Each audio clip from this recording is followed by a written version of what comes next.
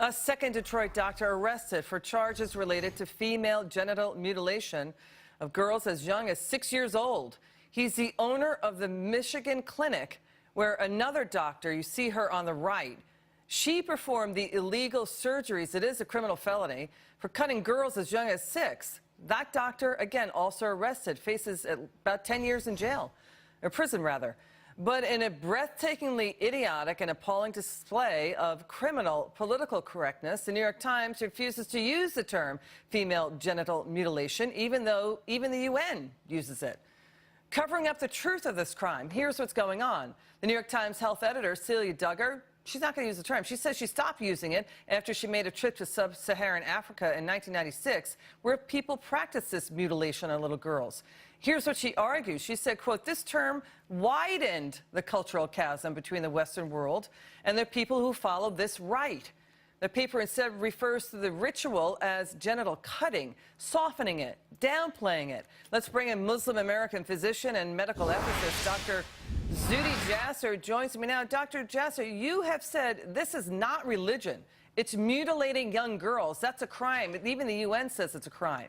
But the Times not calling it by its name. And now you say this is poisonous moral relativism. Can you explain?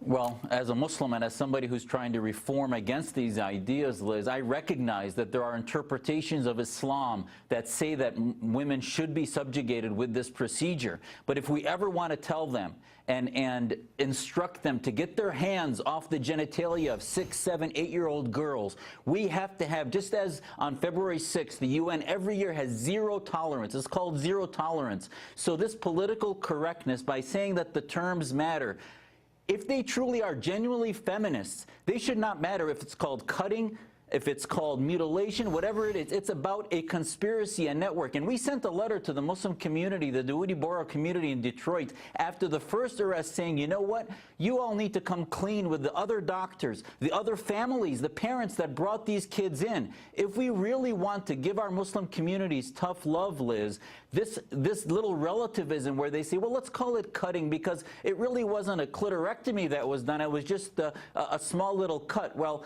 that cut basically indoctrinates these girls that their bodies are at the will of the men in their family and they should be desexualized. That is horrific. And if the left really believes in liberal feminist values, they should be the ones championing the message about ending all forms of female genital mutilation. Doctor, they also tricked these little girls into going to the clinic saying they're going on a vacation trip.